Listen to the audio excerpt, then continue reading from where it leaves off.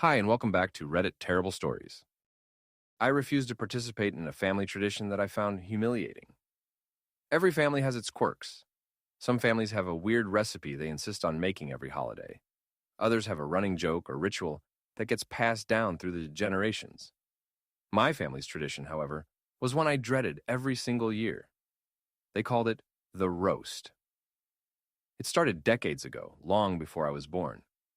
My grandfather, known for his sharp wit and biting humor, created the ritual as a way to toughen up his kids. Every Thanksgiving after the big meal, the entire family would gather in the living room, and one unlucky person would be chosen as the roastie. Everyone else, parents, siblings, cousins, aunts, uncles, took turns making jokes at their expense. Some jokes were mild and funny, but others cut deep, exposing embarrassing stories, insecurities, or past mistakes. At the end, the roastie was expected to laugh it off and thank everyone for keeping them humble. Over the years, this tradition became a cornerstone of family gatherings. People actually looked forward to it. They'd plan their jokes in advance, writing them down like comedians preparing a set. For them, it was bonding, cathartic, proof that our family was different and strong enough to handle anything. But for me, it was pure humiliation. As a kid, it wasn't so bad. The jokes were harmless about my messy hair or the time I spilled juice on the carpet. But as I got older, the roast got harsher. My weight, my acne, my awkwardness with the opposite sex all became fair game. I remember one year when I was 15, my uncle made a joke about me never getting a date to prom. Everyone laughed, but I felt my face burn with shame. Another time, my cousin joked about me crying when I failed my driving test. The memory was still raw, but apparently that didn't matter. The worst part was that refusing to participate wasn't an option. If anyone tried to bow out, the family would double down, calling them sensitive or soft. It wasn't just about being roasted either. Everyone was expected to roast the chosen person, no matter how uncomfortable they felt. And if your jokes weren't funny enough, you'd be mocked for that too. For years, I went along with it. I forced laughter through the humiliation, made up half-hearted jokes about others when it was my turn, and counted the minutes until it was over. But by the time I hit my 20s, I had grown to resent it deeply. I dreaded every holiday, knowing the spotlight would eventually land on me again. And this year, something inside me snapped. Maybe it was the stress from work. Maybe it was the way my confidence had slowly started to grow outside of family gatherings. Maybe I was just tired of being treated like a punchline. Whatever it was, I made a decision. I wasn't going to do it anymore. When Thanksgiving came round and everyone settled into the living room after dinner, I felt the familiar knot in my stomach.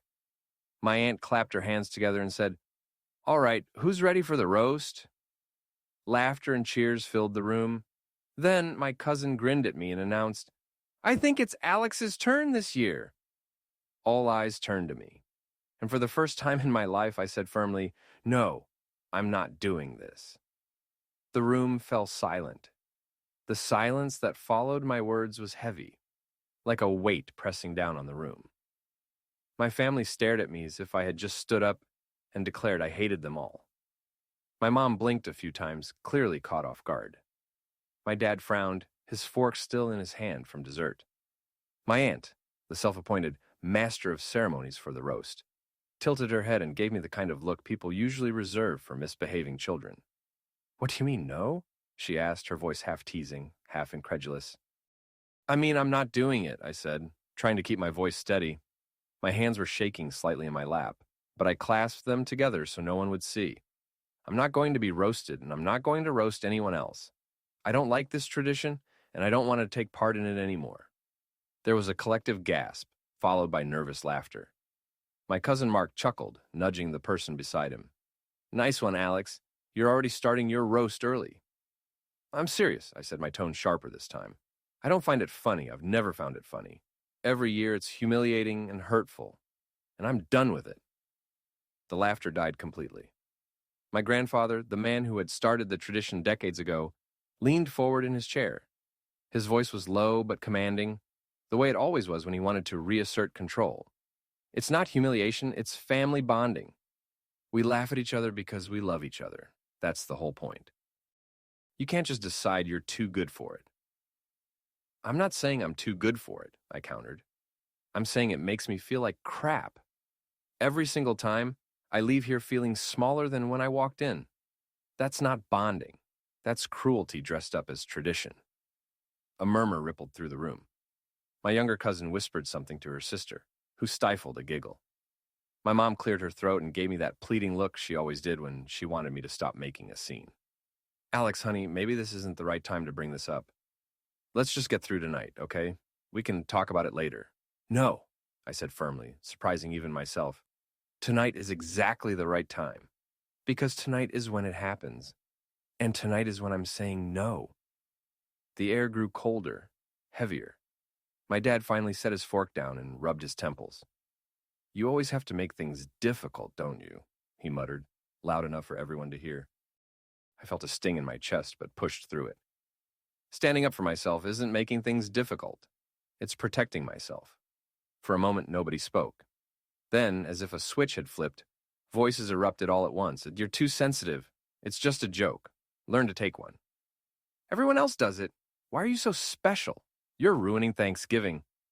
It felt like a tidal wave crashing over me, every accusation and insult tumbling together until I could barely hear my own thoughts. I clenched my fists, fighting the urge to storm out of the room. Finally, my grandfather's voice cut through the noise. Enough! He barked. The room went quiet again. He stared at me, his eyes narrowed. You don't get to break family tradition just because your feelings are hurt.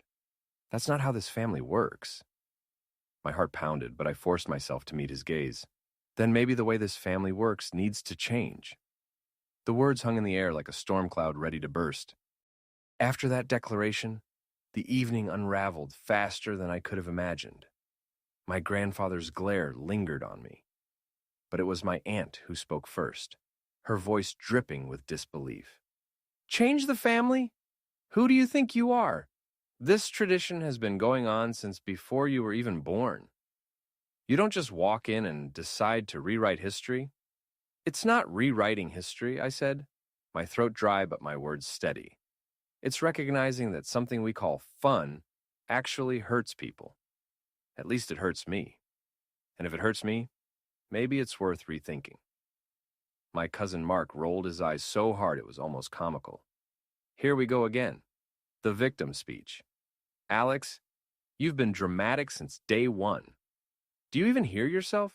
You're acting like we torture you. It's a few jokes. Everyone laughs. We move on. If you can't handle that, maybe you don't belong here. That last sentence hit me harder than I wanted to admit.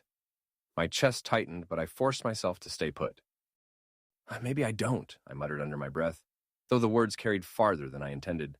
The table erupted again, some in shock, some in mockery, others in anger. My mom's voice cut through, louder than usual. Stop it, all of you. She turned to me with pleading eyes. Alex, please don't say things like that. You belong here. You're part of this family. We do things a certain way. Can't you just let it go this once? No, Mom, I said quietly. I've let it go every year. Every year I sit there while people tear me apart under the guise of fun.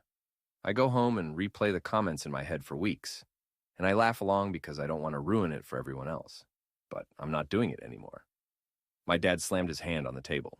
The silverware rattled. Enough of this nonsense. You're embarrassing your mother and disrespecting your grandfather. If you can't participate like everyone else, maybe you shouldn't even be here.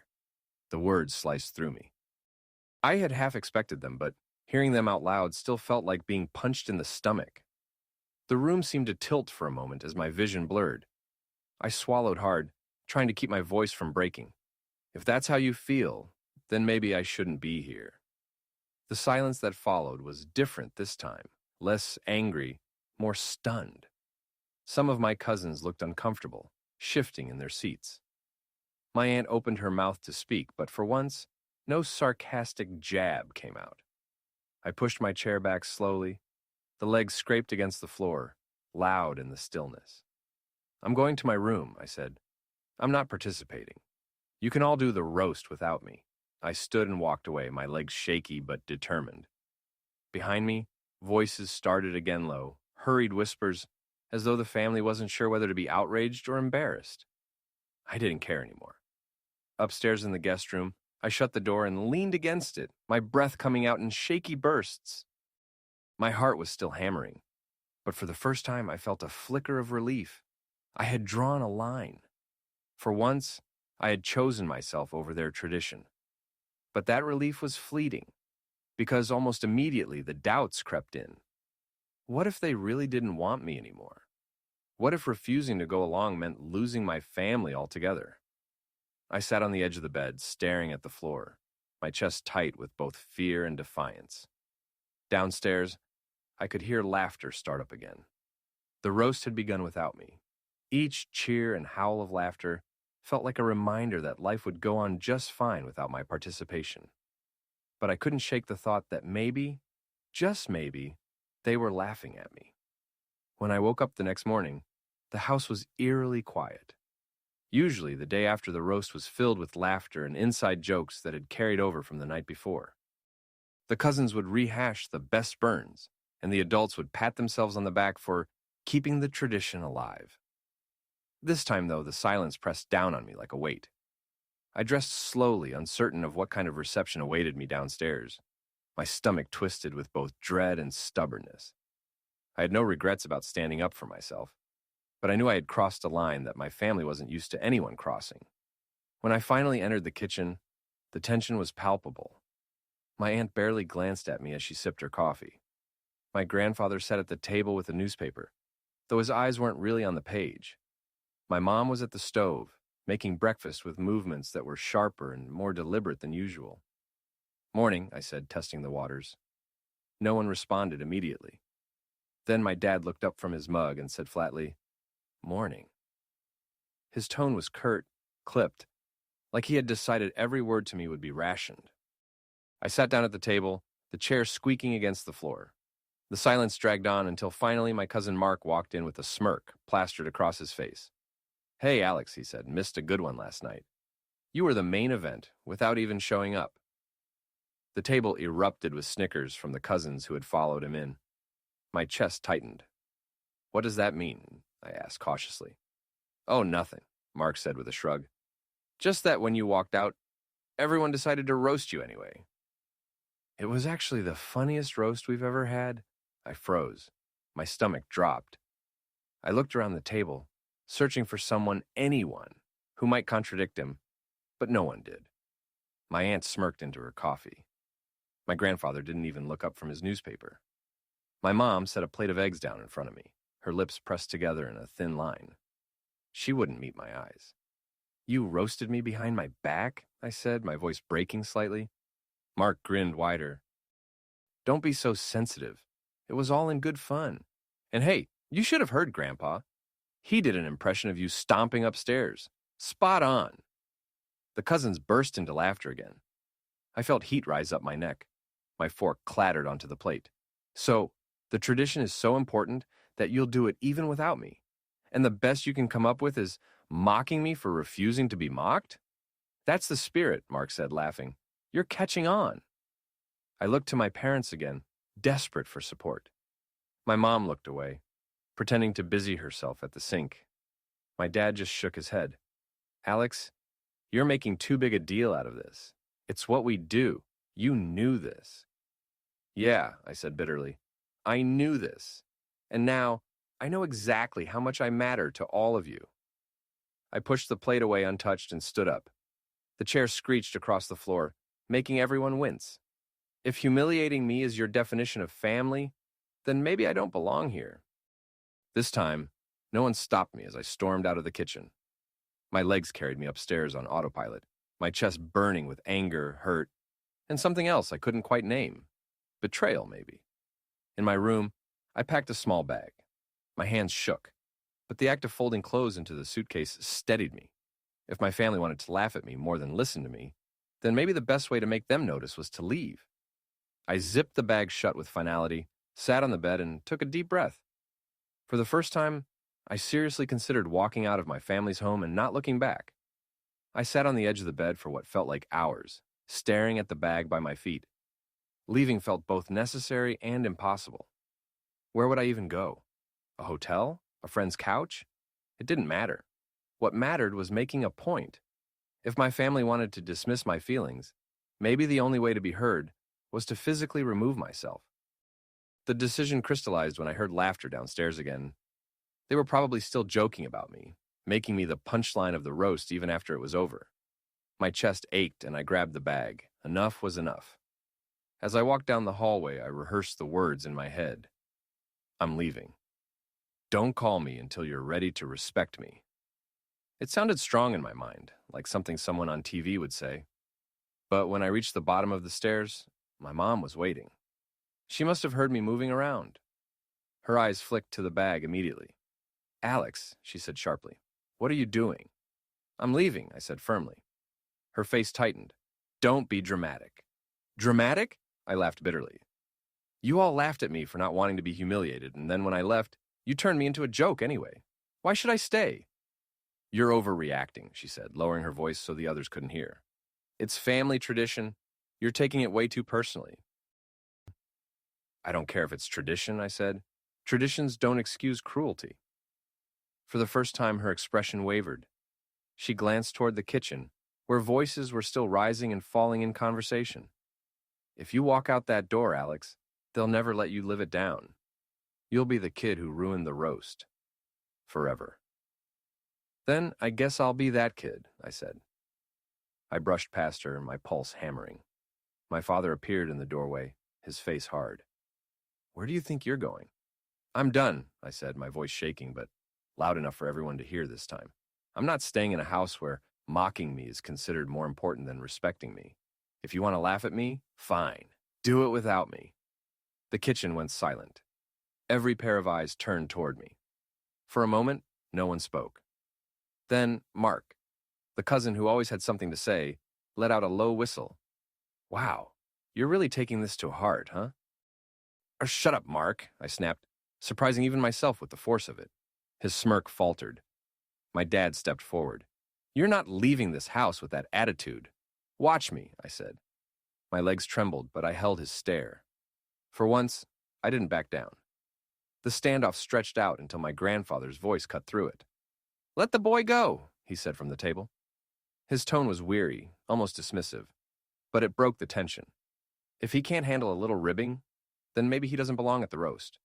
The words stung, but they also set me free. I turned, opened the door, and walked out with my bag in hand. The air outside was cool and sharp against my skin. For the first time in years, I felt like I could breathe.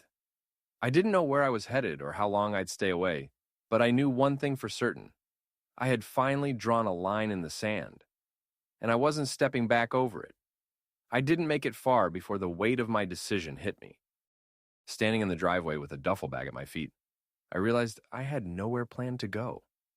My phone buzzed in my pocket 3 texts in a row. Mom, come back inside. We can talk about this. Then another, you're being ridiculous. And finally, if you leave now, you'll regret it. I shoved the phone back in my pocket without answering. Maybe I would regret it, but right then, regret felt less suffocating than humiliation. I called a rideshare and gave the address of a cheap motel near the highway. As the car pulled away, I glanced back at the house. Through the window, I could see my relatives still gathered around the table, probably already twisting my exit into the night's newest punchline.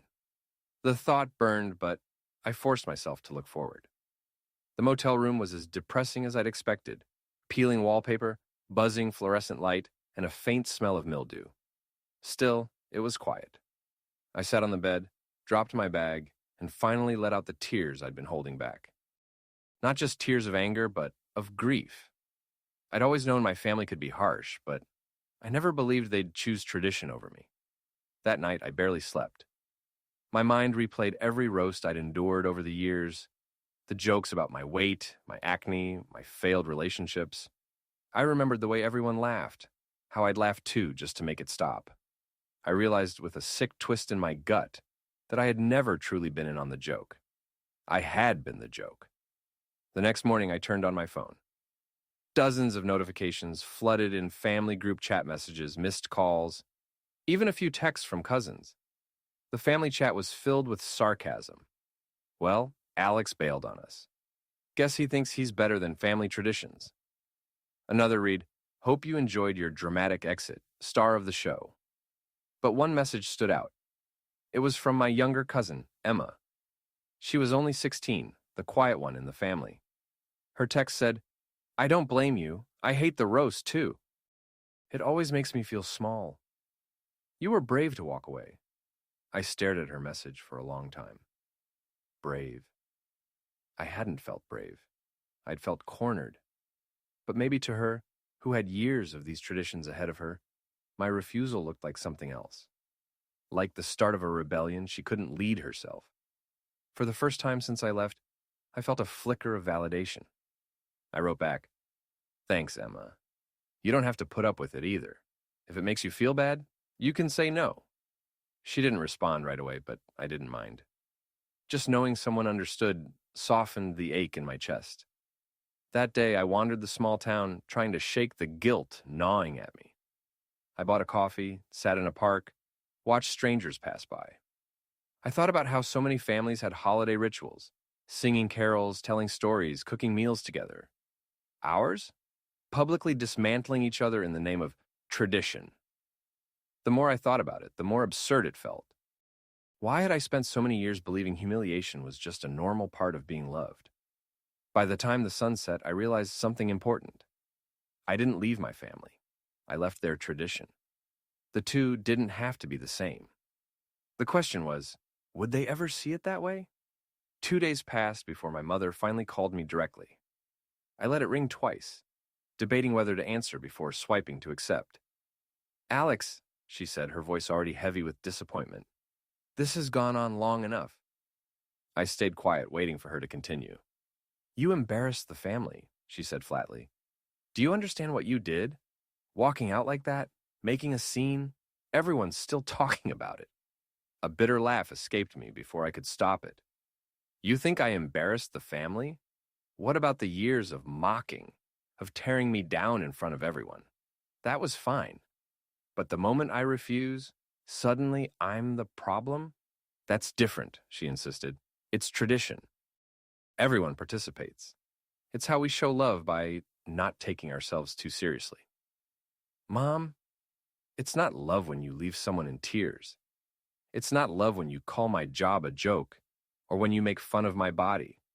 I've swallowed that every single year because I thought it was normal. But it's not. It's cruelty, dressed up as comedy. She sighed sharply, the kind of sigh that said she thought I was being dramatic. You're too sensitive. You always have been. If you just learned to laugh at yourself, this wouldn't be a problem. I do laugh at myself, I snapped. I laugh when I trip in public, when I spill coffee on my shirt, when I forget where I parked my car. But I don't laugh when my own family rips me apart under the excuse of tradition. I won't anymore. There was silence on the other end. I imagined her pursing her lips, shaking her head, maybe pacing in the kitchen. You need to apologize to your father, she said finally. He was humiliated when you stormed out. He worked hard to put that evening together. Worked hard? I repeated, incredulous. He worked hard to orchestrate my humiliation. And you want me to apologize? Yes, she said firmly. If you don't, I don't see how you can expect to be welcome next year. Her words landed like a stone in my chest. So that was it, an ultimatum. Apologize, play along, keep the tradition alive, or be shut out. Then maybe I won't come next year, I said quietly. Maybe that's for the best. Don't say things you don't mean, she snapped. I mean it, I said, surprising even myself with the steadiness in my voice. I'd rather spend the holidays alone than sit at that table and pretend I'm okay being everyone's punching bag. If that's the only way to be part of this family, then maybe I don't belong at that table. Her breath caught, like she wasn't expecting me to stand my ground. You'll regret this, she said finally, before hanging up. I sat there staring at my phone, heart racing. For the first time in my life, I'd refused to bend under her pressure. It felt terrifying, but also liberating. Not long after, Emma texted me again. Heard Grandma's mad at you too, but I think you did the right thing. I wish I could have walked out with you. I smiled faintly. Maybe one day she would.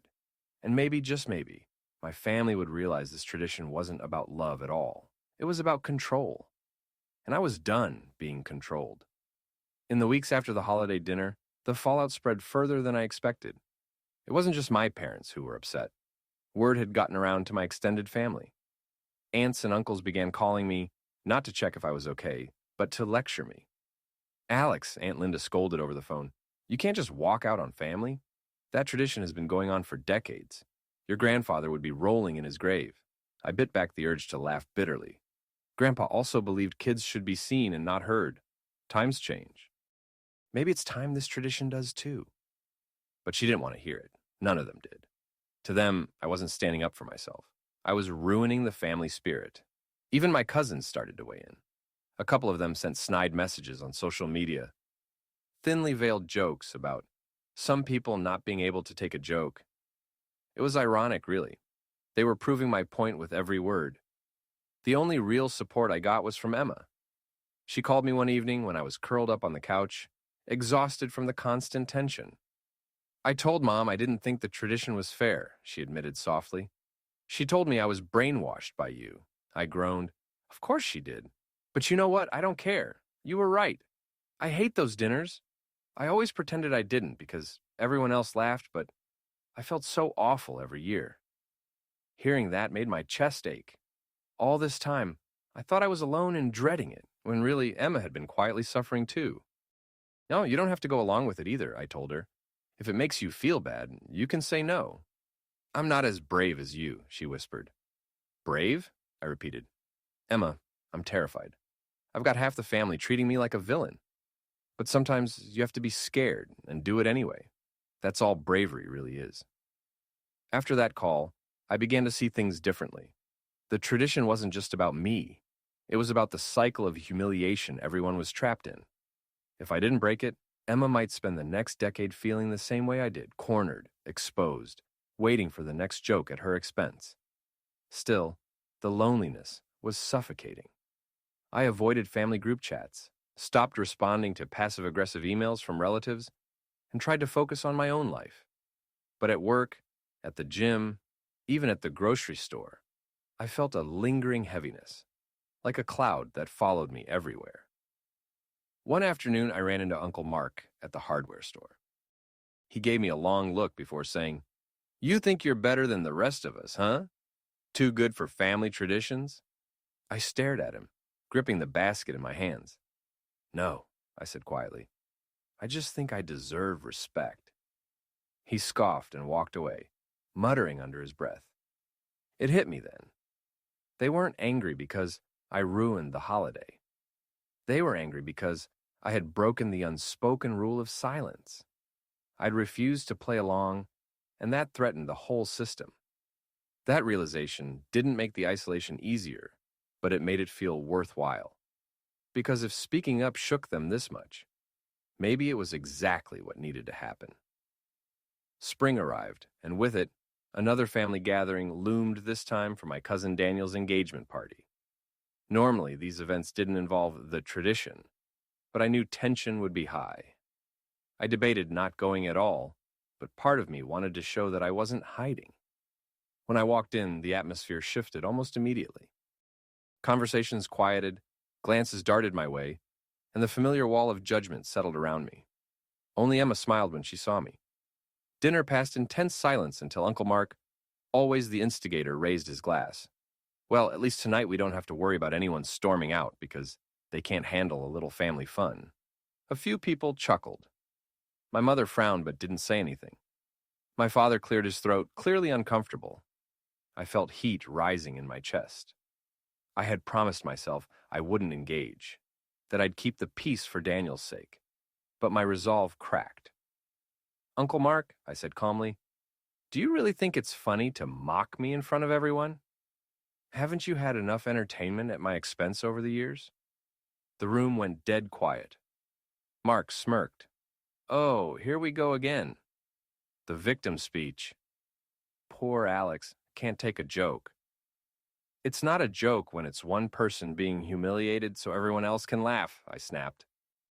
My voice was shaking, but I didn't care. You've all convinced yourselves it's tradition, but what it really is, what it's always been is bullying dressed up as a game.